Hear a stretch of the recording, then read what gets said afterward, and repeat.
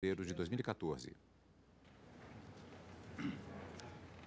Declaro reaberta esta sessão jurisdicional e chamo a julgamento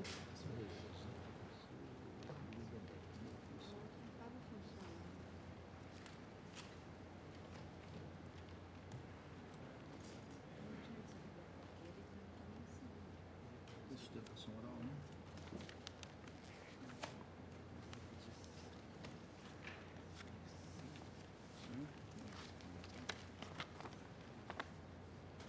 É esse aqui, né?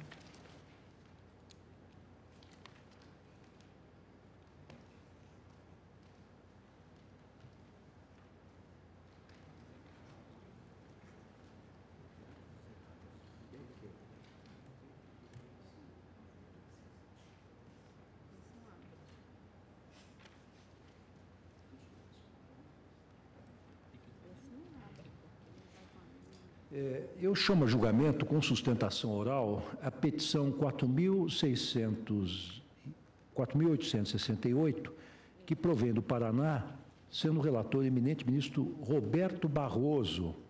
O requerente é o Ministério Público Eleitoral e o requerido é José Carlos Becker de Oliveira e Silva. Falará pelo Ministério Público Federal o Procurador-Geral da República, doutor Rodrigo Janot Monteiro de Barros. E pelo requerido José Carlos Becker de Oliveira, o doutor André Andrade. Com a palavra, o ministro Roberto Barroso para o relatório. Presidente, trata-se de denúncia oferecida contra José Carlos Becker de Oliveira e Silva, deputado federal Zeca Dirceu, na qual se imputa a prática em 3 de outubro de 2010 do delito tipificado no artigo 39, parágrafo 5º, incisos 2 e 3 da Lei 9.504 de 97, porque o acusado teria, na qualidade de candidato a deputado federal, realizado propaganda de boca de urna e divulgado propaganda eleitoral no dia da eleição. Como o delito possui menor potencial ofensivo, com pena máxima combinada de 1 ano, foi elaborado um termo circunstanciado. Posteriormente, houve o oferecimento de denúncia que foi apresentada na audiência preliminar e, em sua defesa, estou abreviando bastante o relatório, presidente, porque há sustentação oral, em sua defesa, o acusado sustentou que a denúncia não atende aos requisitos do artigo 41 por não trazer elementos necessários à configuração do crime e para o autuado o tipo penal de boca de urna exige dolo específico calcado na intenção de arregimentação de eleitor, o que não ficou demonstrado e o tipo penal não admite forma culposa. Esse é o breve relatório, presidente, e depois da sustentação, eu retomo a linha de argumentação. A palavra ao eminente Procurador-Geral da República, doutor Rodrigo Janot. Excelentíssimo senhor presidente, excelentíssimo relator, eminentes ministros, o fato imputado, descrito na denúncia, seria que no dia 3 de outubro de 2010, por volta das 16 horas, o imputado, nas proximidades de um colégio de Campo Mourão, colégio esse, que era sede de uma zona eleitoral, teria ali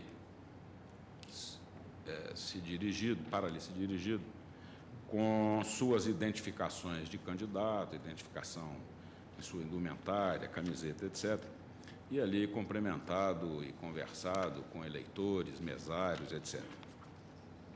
Daí a denúncia formulada pelo Ministério Público do Estado do Paraná como incursão no artigo 39, parágrafo 5º, incisos 2 e 3, do delito de boca de urna.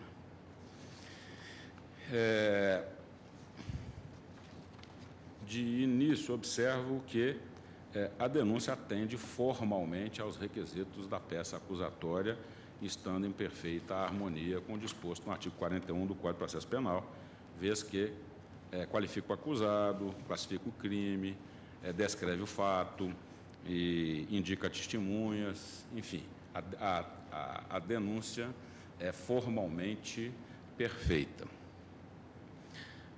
Esse tribunal, por mais de uma vez, a exemplo da petição 4482, Rio Grande do Norte, ministro Joaquim Barbosa, e o inquérito 3182, Rio de Janeiro, da relatoria do ministro Ricardo Lewandowski, nosso presidente, já afirmou que a regimentação de eleitores e a propaganda de boca de urna conferem a esse tipo feições abertas que devem ser aferidas segundo a relevância e as circunstâncias do caso. Na hipótese, há que se reconhecer, o Ministério Público não logrou provar a incidência do tipo penal na espécie. Aponta a denúncia a existência de um DVD que levaria à conclusão da feitura ou da incidência no delito de boca de urna. Do DVD se apreende claramente que houve uma contratação por parte do imputado de profissionais, de técnicos, para a feitura de filmagem, em que ele aparece dando entrevista a esses profissionais por ele mesmo contratado. As testemunhas ouvidas, mesário e os policiais que faziam a segurança nessa zona eleitoral, todos declararam que, quando ele ali esteve para a feitura deste vídeo, por volta das 16h30, já não havia ali mais nenhum eleitor. É forçoso, portanto, reconhecer que a conduta imputada ao candidato não perpassa no delito previsto no artigo 39, parágrafo 5º, inciso 2 e 3 do Código Eleitoral.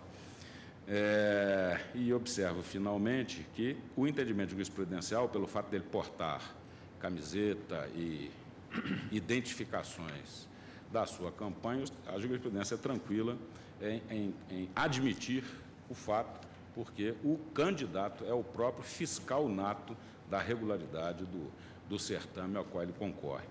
Portanto, é forçoso reconhecer que não existe, no caso, justa causa para o recebimento da denúncia, e é assim que se pronuncia o Ministério Público Federal. Pois não.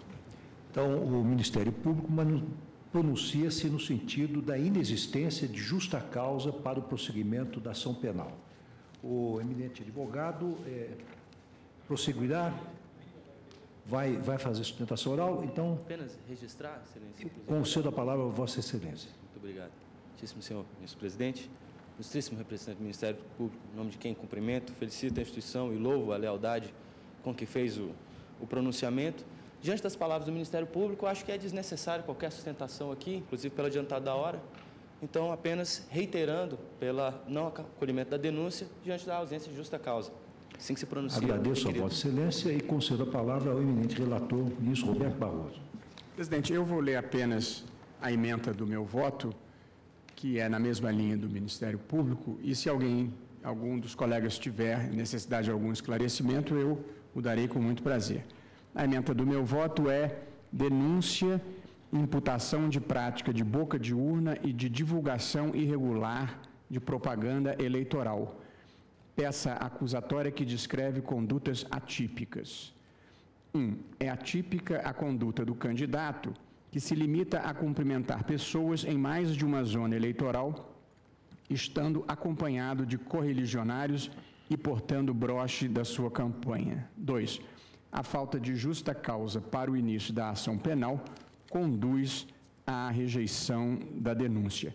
Eu vi a mídia que foi produzido em que se filmou o episódio e efetivamente confirmei o meu sentimento que a hipótese é de atipicidade e, consequentemente, de não recebimento da denúncia, e é nesse sentido que voto. Pois não. Ministra Rosa Weber. Relator, presidente. Ministro Fux, Carmen, ministro Toffoli, ministro Marco Aurélio.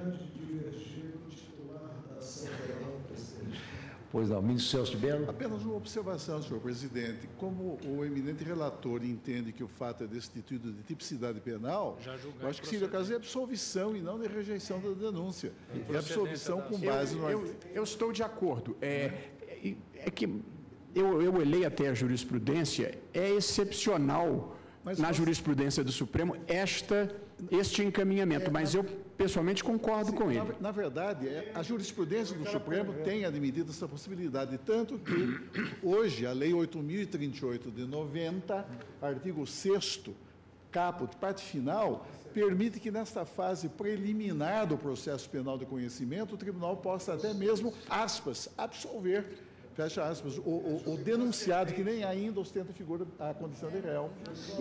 E como fato... Houve a autuação como petição.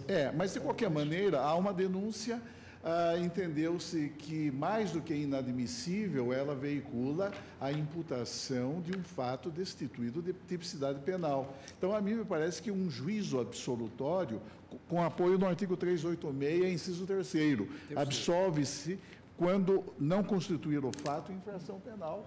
Eu estou de acordo.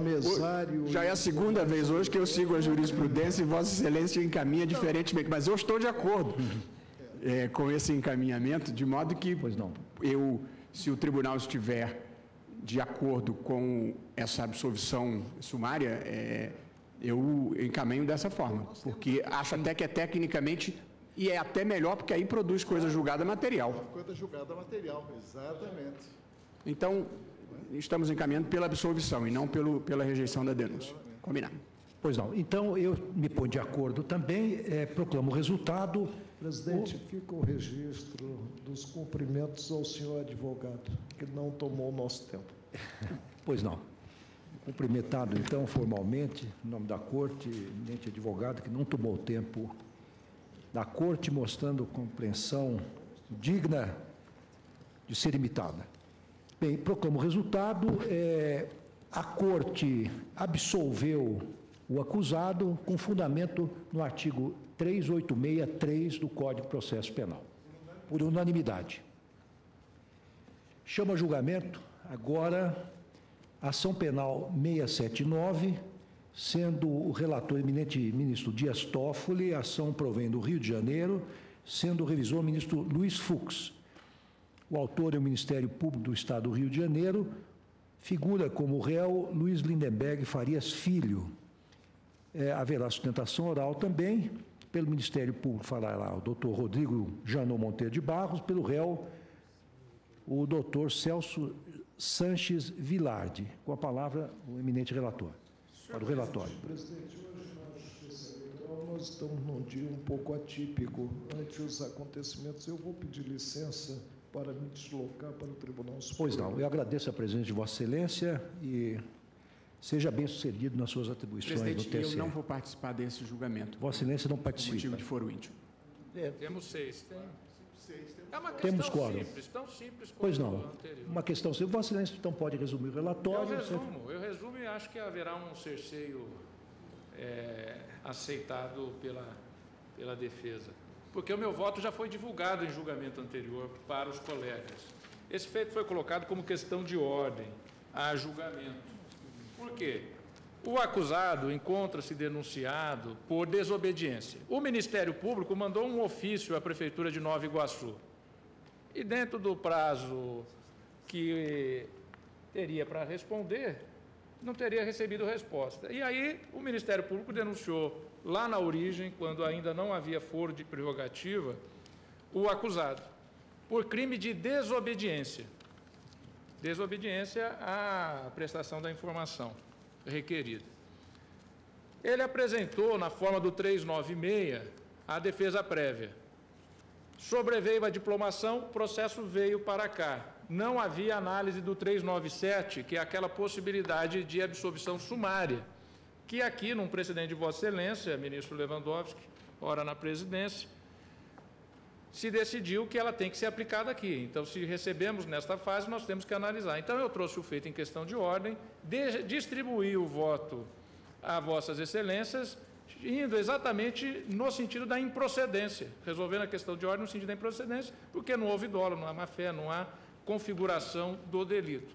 Só que os colegas, em razão da necessidade, como veio em questão de ordem, e a questão de ordem não fora publicada a pauta, Vossas Excelências, a maioria, alguns colegas, sugeriram ao relator, e eu concordei, de então retirar o processo para que se permitisse à defesa fazer a sustentação. Mas eu já havia distribuído o voto e mesmo naquela sessão já havia dito que eu julgaria pela improcedência. Não há, é um ofício que vai e depois se quer dizer que houve má-fé ou dolo na não resposta. Eu, já até adiantando o voto, eu estou votando pela improcedência. Pois não. Claro, o Ministério Público vai se manifestar dentro... É que eu já tinha adiantado o voto lá, então... Tá bem. Ministro Toffoli, eu agradeço a intervenção de Vossa Excelência. Concedo a palavra ao doutor Rodrigo Janot. Só queria esclarecer que é importante para o Ministério Público o pronunciamento, seja para concluir pela condenação, seja para concluir pela absolvição, em respeito, inclusive, ao trabalho que foi feito e à denúncia formulada. Então, me vejo no dever de ofício de me manifestar expressamente sobre a questão posta e daí a razão da minha intervenção, que será no sentido do voto, já adianto, será no sentido do voto do ministro Toffoli. No dia 22 de maio de 2009, em horário ainda não definido nos autos, isso consta da denúncia, no interior de um imóvel localizado na rua Taí de Pimenta de Moraes, 528, sede da Prefeitura de Nova Iguaçu, o denunciado, agindo de forma consciente e voluntariamente, não respondeu ao ofício enviado pelo Ministério Público, omitindo dados técnicos indispensáveis à propositura de ação civil pública. Consta nos autos que o denunciado, à época dos fatos, ocupante o cargo de prefeito do município de Nova Iguaçu, deixou de responder ao ofício número enviado pela 2ª Promotoria da Tutela Coletiva da Comarca, nos autos de procedimento preparatório número, cujo objetivo era apurar alagamento em local próximo à Escola Municipal Leonardo Cariello. Daí a apontada incursão do réu nas penas do artigo 10 da Lei 7347/85. E a denúncia foi recebida em 16 de setembro de 2010, em razão da diplomação, veio aportar aqui ao Supremo Tribunal Federal. É importante destacar do tipo, as elementares, do tipo do artigo 10. Constitui crime punido com reclusão de 1 a 3 anos, mais multa de 10 a 1.000 obrigações sociais de Estado de Justiça Nacional, a recusa, o retardamento ou omissão de dados técnicos indispensáveis à propositura da ação civil pública. A construção que se faz dos dados técnicos é como a definição de qualquer informação dependente de conhecimento ou trabalho específico que seja peculiar ou de determinado ofício ou profissão. As informações solicitadas podem ser consideradas técnicas, já que tinham o condão de analisar quais as razões técnicas para os alagamentos noticiados na representação que seguiu aquela petição. Entretanto, no que se refere à indispensabilidade elementar do tipo desses mesmos dados técnicos à propositura da ação, a denúncia silenciou ao apontar esta elementar do tipo. Não se expôs na denúncia em que medida e em que proporção esses ditos dados técnicos requisitados seriam indispensáveis à propositura da ação civil pública que objetivava coibir ou sancionar alagamento de via pública. Então, data vênia do ilustre subscritor da peça acusatória, pedindo todas as vênias, considero que a denúncia não preenche os pressupostos do artigo 41 do Código de Processo Penal, pelo que o caso, segundo a visão do Ministério Público Federal, é de absolvição sumária do imputado. Pois não. Doutor Celso Sanches Vilardi, Vossa Excelência persiste na sustentação? Cumprimentando a Vossa Excelência, senhor presidente, e aos demais ministros da Suprema Corte, tendo em vista a antecipação do voto, eminente relator, que já na outra sessão havia o posicionamento do Ministério Público, penso que é dispensável a sustentação oral. Muito obrigado a Vossa Excelência. Agradeço a Vossa Excelência. Pois não. Consulta os pares. Eu só tenho um destaque, né, senhor presidente, porque há uma preliminar e como estamos a resumir o voto e talvez depois venha a publicação do acordo, os colegas verificarem essa preliminar e entenderem, olha, não houve uma manifestação do relator diante do resumo. Então, é uma questão que eu vou destacar. A questão de fundo é pela improcedência da acusação na forma do artigo 6º. Eu só vou destacar aqui essa preliminar, que a defesa apontou uma nulidade por parte processual, por parte do magistrado que recebeu a denúncia, porque, ao receber a denúncia, ele despachou para que o Ministério Público apresentasse o rol de testemunhas. Então, se alegou uma nulidade, etc. E eu supero essa preliminar e digo que não há nulidade ou parcialidade do magistrado ao fazê-lo. Então, por lealdade aos colegas, isso está no meu voto. Então, os colegas que quiserem discordar dessa manifestação... de qualquer forma, porque tem aquela questão da nulidade, né? Se alguém entender isso. Só para ficar claro, senhor. Mas quando a decisão de mérito é favorável, né? Ela Não, só para que depois, uma vez publicado o acordo, não haver uma... Olha, eu não subscreveria essa manifestação, etc. Pois não. Mas então há consenso de que a solução absolutória é mais favorável, supera a preliminar. Supera a preliminar. Se todos estão de acordo, eu proclamo o resultado no sentido de que a Corte decidiu absolver o réu também com fundamento no artigo 386.3 do Código de Processo Penal. O meu voto é pela improcedência da acusação no artigo 6º. Aí, porque mas Vossa Excelência eu prefiro... O meu voto não é absolvição na forma do 386. A posição do Ministério Público. Eu voto no sentido da improcedência da acusação na forma do artigo 6º. Se houver divergência quanto à conclusão, eu peço que conste que eu voto. Pois não. Questão técnica. Os demais absolvem com fundamento do 386. Pois não. Julgo improcedente com base no artigo 6º da 8.038.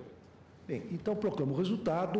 O tribunal absolveu o réu com fundamento no artigo 386.3 do Código de Processo Penal. Eu não vou dizer vencido, porque Vossa Excelência não foi vencido, ressalvada a conclusão do voto do eminente relator, que julgava... A conclusão do meu voto é no sentido de entender improcedente a acusação na forma do artigo 6º da Lei 8.038. Tá bom. Então, consignado a conclusão do voto do relator... O que é improcedente é a acusação, não é um mérito se está absolvendo ou não. É uma questão técnica...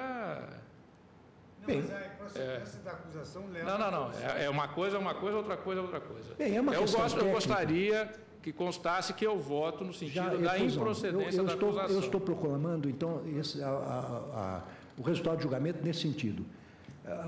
A Corte absolveu o réu com fundamento no artigo 386.3 do Código de Processo Penal, consignando-se a conclusão do voto do eminente relator no sentido de julgar improcedente a ação.